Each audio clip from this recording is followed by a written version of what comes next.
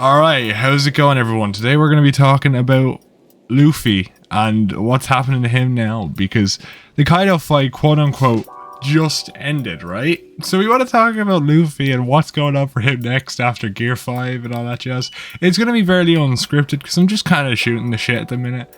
And what really started this video is because I saw a tweet about how in every panel Oda has had, ever since the Kaido fight ended, Oda has had Luffy's eye damaged, kind of like this. I don't know what side it was again, but like, yeah, I think it was the side for, well, like the side from my perspective. From yours perspective, I think it's the opposite eye, but you get what I mean. Anyway, my main point is, I feel like this is going to be a major thing for Luffy. Whether Kaido gets up or not, it's going to be very interesting. Because if Kaido gets up, we're going to get more of Luffy, in a sense. We're going to get more of him learning the power and more of him getting used to it. We might even, next few chapters, get him explaining it to his crew, which is going to be very interesting.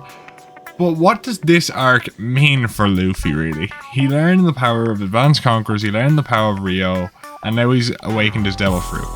So how is it going to go? Obviously, as many people know from streams and just offhand comments, I'm a believer that he's going to get rid of the gears entirely and just... I don't know, I'm just a heavy believer in that. I feel like the rubber things is still... He's going to still use Devil Fruit, obviously, but I just think the gears are going to go because he's going to realize that they're a detriment to him in general.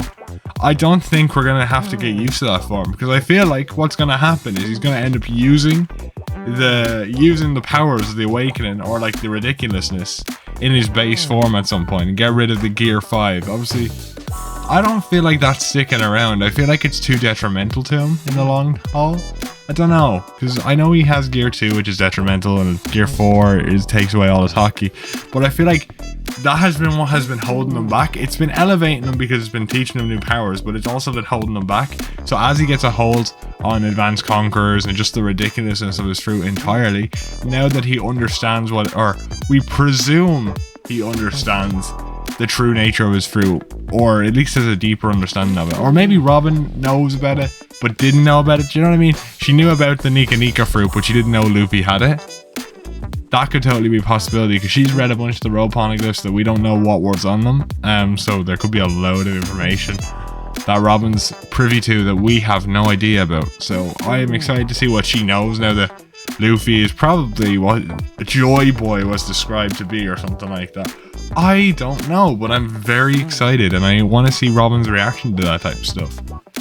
And let's talk about everything that could happen. Let's say Kaido's getting up. Let's use that perspective for a second and think about everything that could happen before Kaido gets up. I feel like every other arc, Luffy or someone has to defeat Kaido publicly. Yeah? And here is what I believe in, okay? So we obviously got Momonosuke proved himself to the samurai and everyone else on Onigashima. But what I think is going to happen is they go to Wano, the main island now, and basically announce their victory to the island. And the island don't really believe them. They're kind of like, oh, they might even be a bit angry at Momo for waiting 20 years to come back. Some of them might be happy because the 20-year prophecy actually happened, but others might be annoyed because, like, do you know how many of my family have died and have suffered waiting for this to happen? And obviously the deaths of some of the scabbards might be confirmed, and so on and so forth. And actually, well, we'll move back to that in a second. But let's say that's happening, right? And as kind of, quote unquote, the controversy and the celebratory of the victory happens, Kaido comes back. Kaido and Orochi. Well, no, I'm hoping Orochi's gone, but let's be hypothetical here and say Orochi also comes back, right? Kaido and Orochi both come back for whatever reason.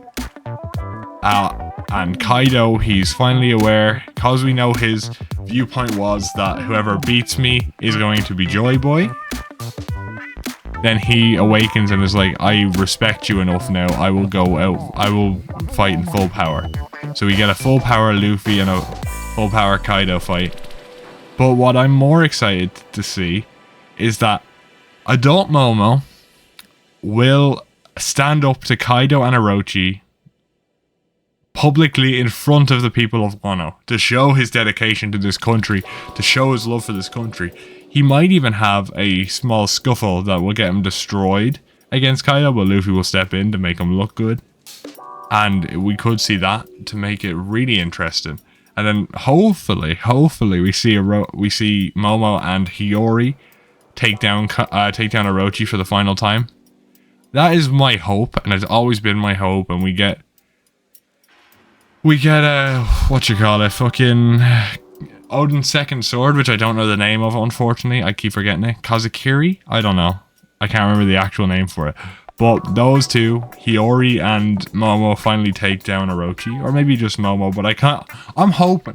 My final hope is for Hiyori to do something, man. I was so hyped for her.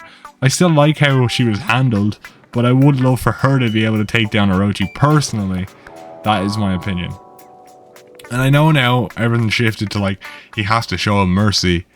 But we can wait until the end of the fight. They're still going to have a scuffle with Orochi at the very least. Because they're the only characters in the verse currently that would struggle against Orochi is a 8-year-old in a 28-year-old man's body. And a child who never got trained and is 26 and has been starving her entire life. Yeah, they're the only two people who would even struggle slightly against Orochi. Might make for an interesting fight.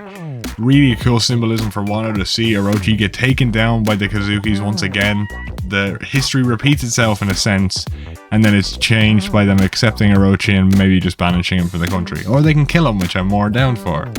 But the primary part I'm talking about here is that Kaido's going to come back, realize because he quote-unquote lost to Luffy, that, you know, he respects Luffy enough now to go in Awakening. Maybe he chose to only use Awakening when he met the Joy Boy, when that person defeated him, and so he could come back as Awakening, kind of have a Luffy kind of fight where he keeps getting back up, but in Kaido's case.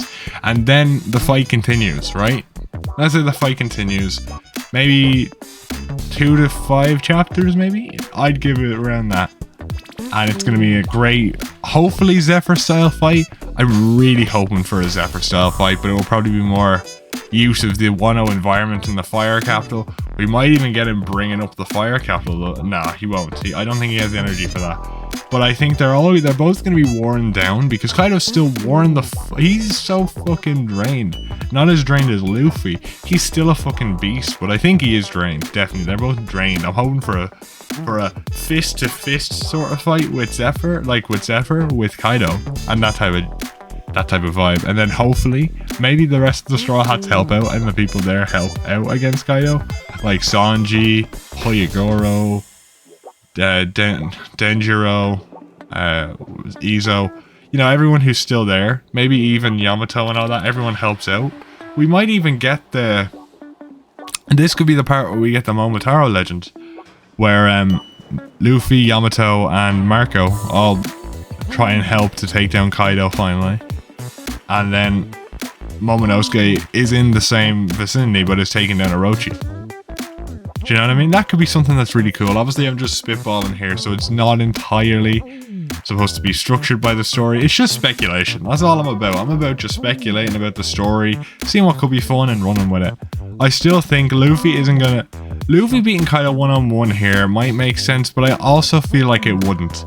Because Luffy was going toe-to-toe with Kaido in his awakened form, and Kaido didn't awaken, and Kaido was still holding his own to a degree where Luffy was kind of losing every now and then. So when he awakens, it should be an extraordinary jump. The only reason they'd be on the same playing field is because Kaido already took a shit ton of damage from the Scabbards, from the Worst Generation, from Yamato, so he was already injured on top of that. Especially because Zoro reopened the wound, so fair play to fucking Zoro. ZKK, anybody? But I don't think Zoro's getting back up. That's one thing I'm very avid on, is that he's not going to get back up. But I am excited to see where they'll take this, what he might do. Because, obviously, as I said, we could see him use the environments, a kind of repeat of the first fight, where Luffy and Kaido are jumping from roof to roof. And maybe Luffy's on the roof and Kaido's in his awakened dragon form, and they're like fighting from the roofs of the flower capital. We're getting the damage, and like maybe Yamato and Marco don't actually fight in the fight, but they're like protecting the Wano citizens from the damage of the fight. That could totally be how the quote-unquote Momotaro legend is perceived, and maybe that's the same thing with Hiyori while Momo fights Kaido, or vice versa. Maybe Momo protects the citizens while because that might, if Momo is leaving with the Straw Hats, right, it would make more sense for Hiyori to fight Orochi and then Momo to protect the citizens. And here's why I think so. Because the person who's going to be Shogun by the end of this arc should be the one to take down Orochi, whether it's Momo, whether it's Yamato, whether it is Hiyori. I don't think Yamato will fight Orochi because it'd be just a one and done. Yamato would like get her horn and just like whip a thing of Conqueror's Hockey and destroy the bastard. There wouldn't be like any difficulty whatsoever. She could probably just flick her hair and the Conqueror's Hockey emitted from that would just take out Orochi in one hit. So I could just see possibly whoever is Shogun is going to take out Orochi, and then the other two who will be quote-unquote vassals will be protecting the people from Wano. I don't know why I said quote-unquote, but I don't know. I'm still hoping, I'm praying for Yamato to join the crew, but I really, really don't think so. And that terrifies me. It really does, lads. I'm really excited to see where she goes in the next couple arcs. But I don't think she's joining the crew, and it's making me so sad. I can't take it. I can't take it, right? No, but I am excited to see where that fight goes. I think it's going to be fantastic. Sprinkles of the Kaido flashbacks here and there. Hopefully we get some more to the flashback. I don't think we're going to get anything on the Rocks days because, look, in my opinion, we get to see what the most important parts of the characters are in their flashbacks. For Big Mom, it was her childhood. For Kaido, it's Rocks. But the problem with Kaido is that his important arc is basically going to be covered in an entirely different issue when we talk about Rocks. So he's not going to get the coverage he needs until probably an arc or two down the line.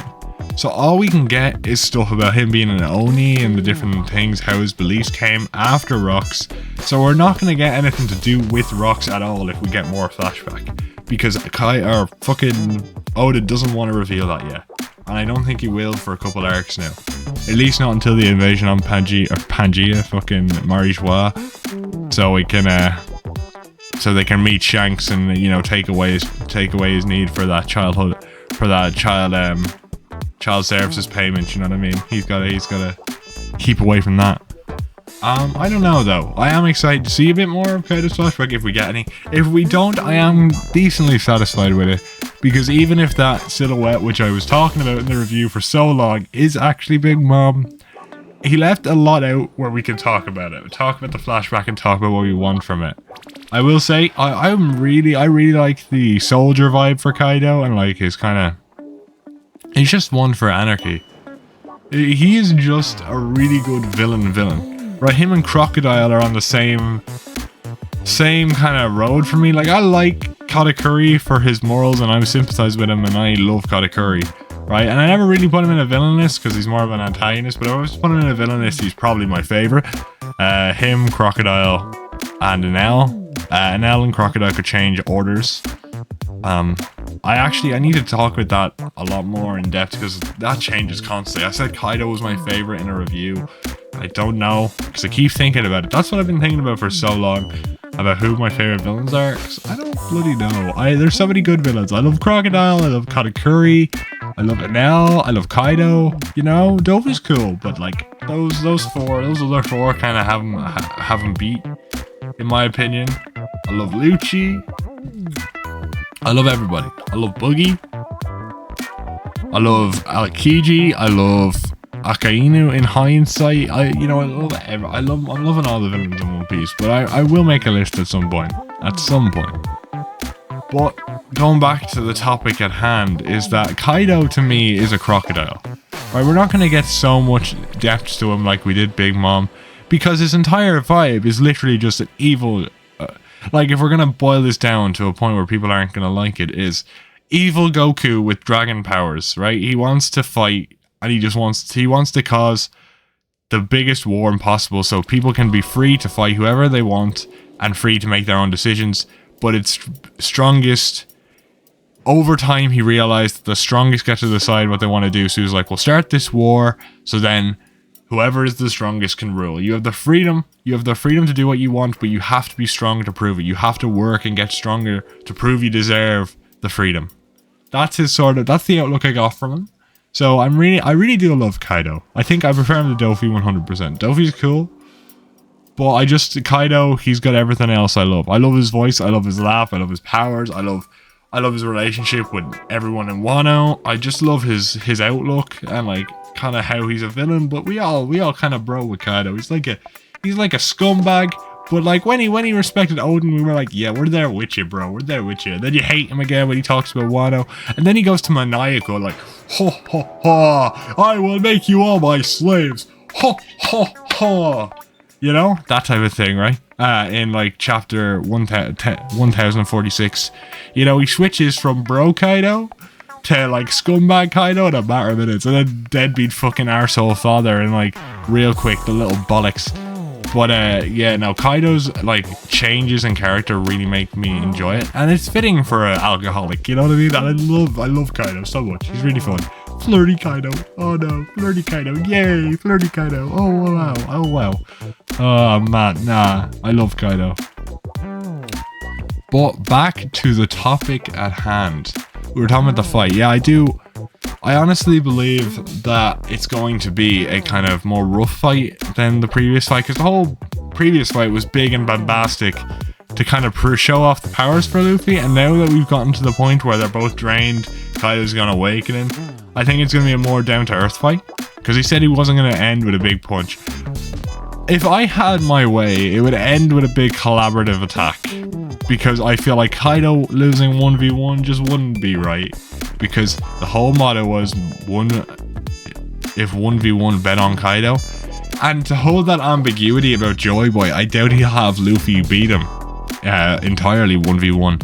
In fact, you could say the ambiguity's still there, because he beat him after the Scabbards attacked him, he beat him after the damage from the worst generation, he beat him after, you know, Yamato fought him, he beat him after Luffy fought him before the awakening.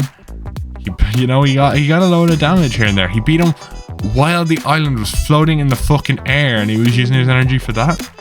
On top of the fact he had a scuffle with Big Mom a few days before. So Kaido is pretty fucking damaged altogether before Luffy actually got a hit in on him. You know? So when all is said and done, realistically Kaido still has that moniker of 1v1 bet on Kaido, land, sea and air, all that jazz, right?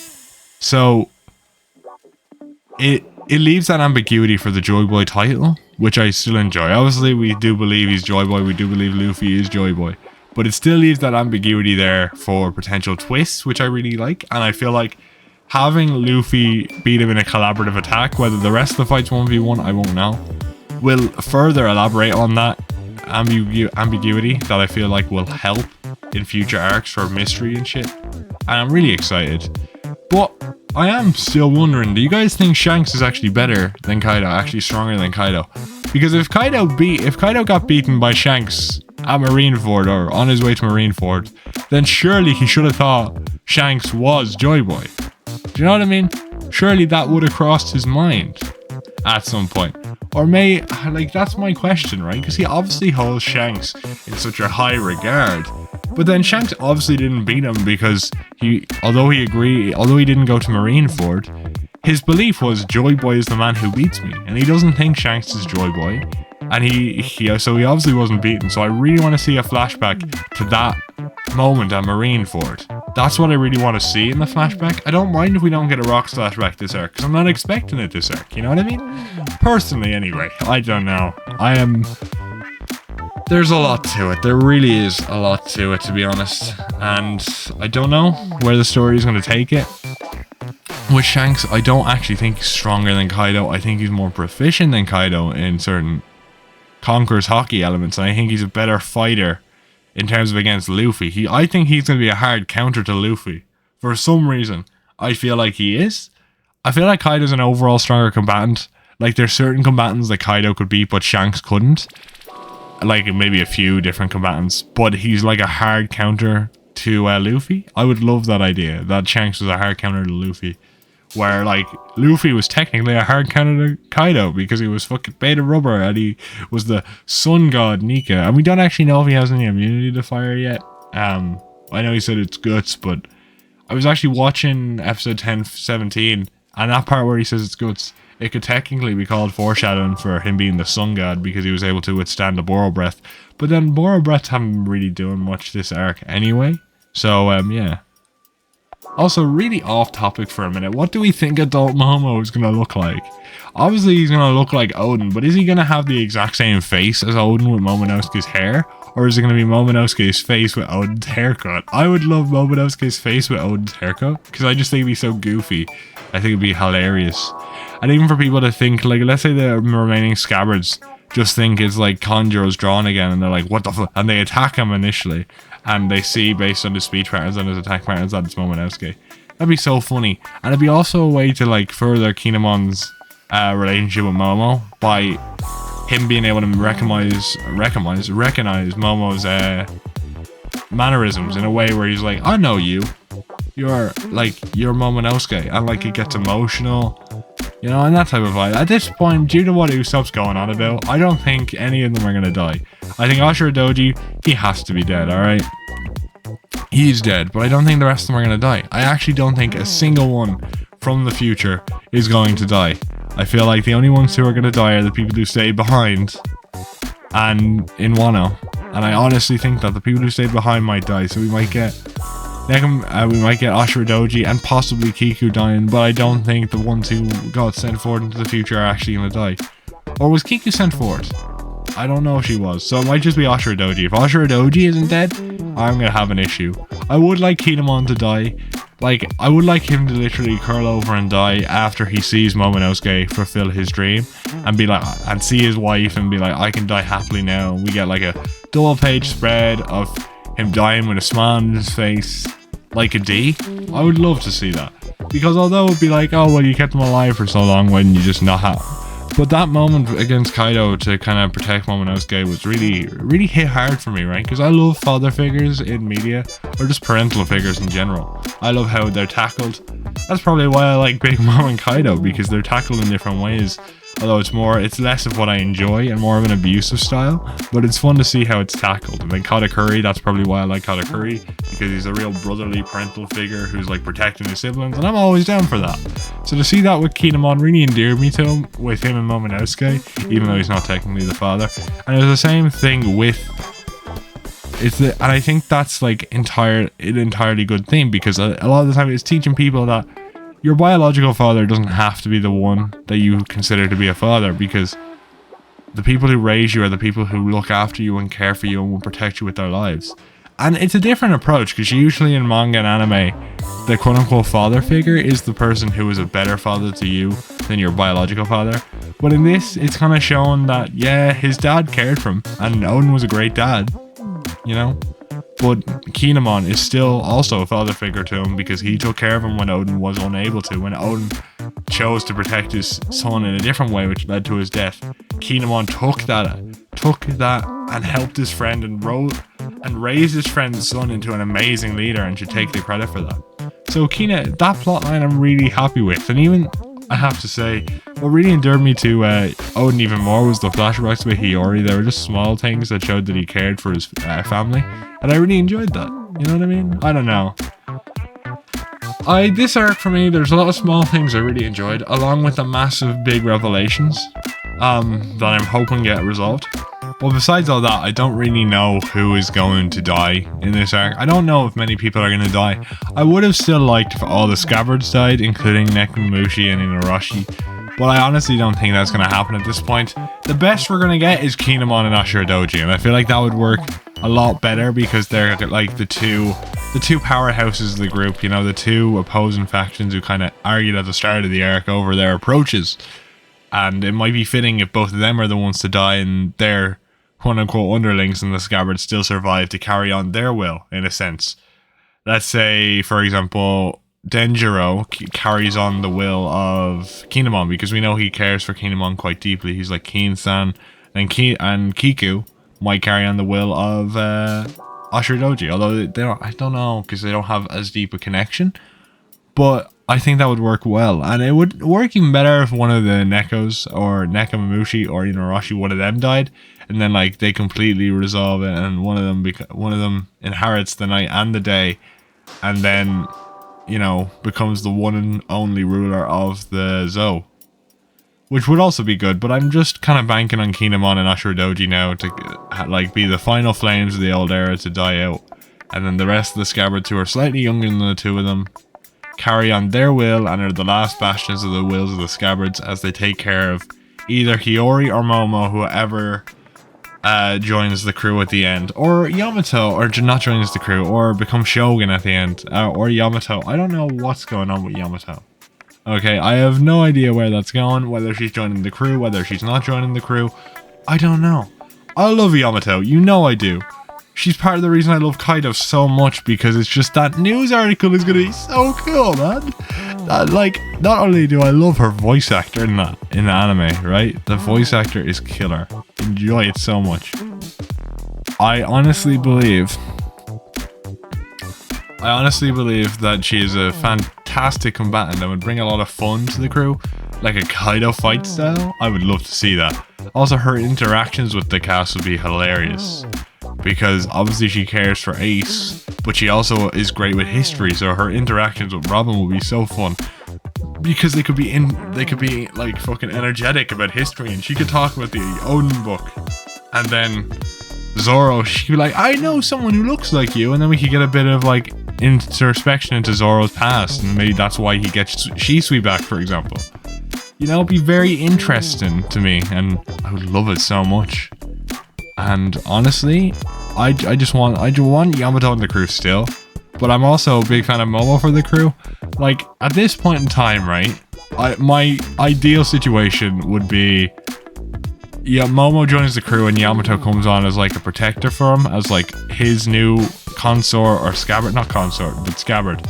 I still think, it's gonna be sad if Tama doesn't join the crew, because she, like, to me, Tama joining the crew will be like fulfilling a promise that Ace did, like fulfilling Ace's promise to Tama through Luffy, and I would love to see that, considering the overall theme of inherited will in the series, but also its increased focus of the inherited will between Luffy and Ace in this particular arc with a bunch of the Ace flashbacks. But that is just me personally, I think. I don't know if anyone else holds that belief. I know everyone's kind of fallen off the Tama train.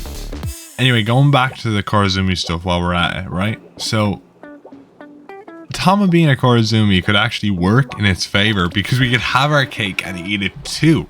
And let me explain why, because obviously, shout out to Randy Troy for the original theory. Big ups to Randy Troy and all his theories, they're really cool. Tama being a Korazumi, we could have our cake of Orochi getting fucking slashed.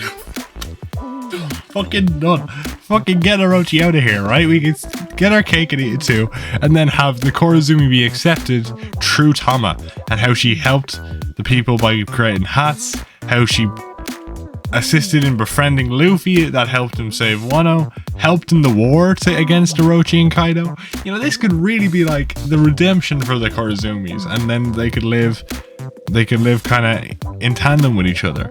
And with her being the best friend, or honestly the best friend of Momo at this point, I assume that was kind of established. She's like Momo's best friend now. So that's kind of like she's like his, going to become his protector, and she goes on the ship with him, like, to learn how to be his protector, and Yamato is there as well to kind of train him. I know there's the whole 12 apostles idea, but I'm going to throw that out the window, because I don't want that. I want all three of them to join, okay? Okay? Because Hiyori being the leader of the country would be cool, because I feel like she's older, she's more experienced.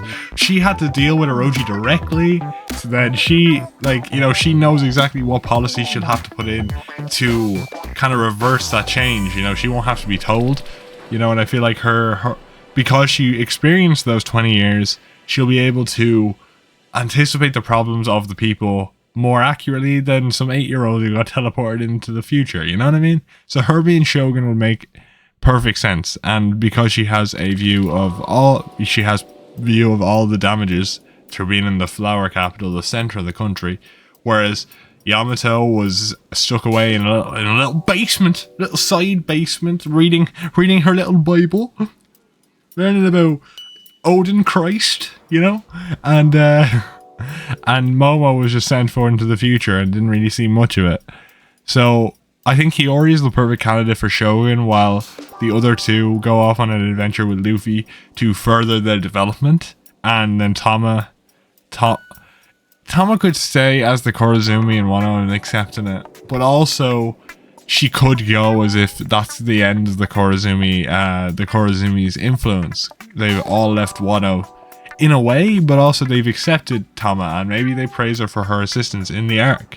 Maybe that's it. Maybe what happens is we find out that she is a Korazumi, and that is why the big theory about the guy with the red mask being Momo's granddad, him and Momo are defending them against the people. The people of Wano want all the Korazumis gone. They want them all dead. They want them all...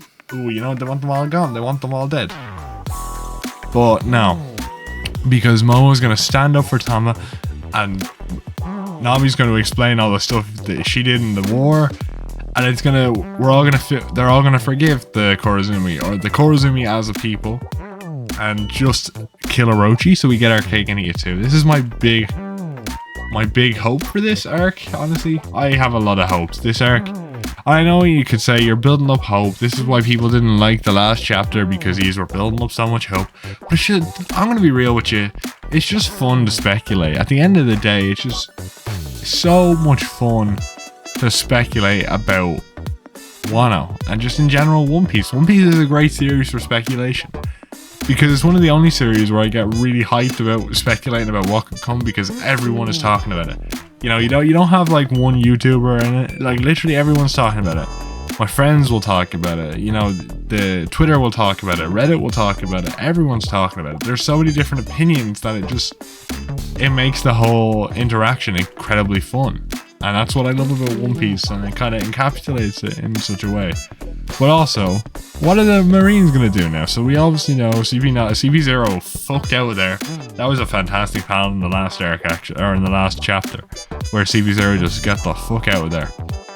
And this is my final take on this video, is what the Marines are going to do. Obviously, you could say Zenitsu's going to just take him out, but maybe we have a part where, like, my big theory was Bartolomeo and Shanks pop up, but I don't think that's happening now. I think the time has passed for that. I still think some of the Grand Fleet have to show up, because Luffy's Viva card must have been damaged in some way. Someone has to show up, but who it is the question. You know what I mean? To save them from the Marines and get them off the country. But I don't know who it could be at this point. If it's Bartolomeo, you could say that only Shanks' subordinates were there to reprimand him for burning down the flag. But I feel like Shanks would go there personally, and it wouldn't make sense for him not to show up. And then you could say Horizon, because we're going to have Elbath, and it would just correlate to it. Or you could have fucking... What's his name? The German fella? The guy with the beard? The German fella? I don't know. I don't actually know. You could have... who could you have? I don't know, but honestly, I think it's Harridan. I'm running with Harridan for now. Because obviously that ties into Elbath. We could have Vovo, Sabo, and Vivi, which a lot of people are talking about, because they're like, that'd be cool, man, because that would lead into Marijoa and like helping. Because it's like, oh, this is what happened, and they explain what happened, and we see that Sabo might have been framed for Cobra's death and stuff like that. So there are a lot of ways I could go about it, but we'll talk about that more in detail at some other point. But that's it for me today. Honestly, I enjoyed this. I enjoyed just sprawling all my ideas about the end of Wano into one video. We'll talk about it further if I have any more ideas, but for now I'm going to leave it here, because I've talked about what I think about Sabo and his all his other stuff in previous videos. You can go find them in the One Piece playlist that I have on my channel. I think it's about 55 videos now, isn't it? A lot of videos. A lot of crap videos, but a good few good ones as well. Because, man, that learning curve is tough, man. Before I had this, man, like, well, but no, I'm enjoying this arc. After rereading this chapter a lot of times, I enjoy it more. I'm not a fan of the big punch, but everything else I really enjoyed. And at the same time, if Kaido gets back up, the big punch is going to be one of the greatest plot twists in the humanity of Christ. And yeah, that makes sense.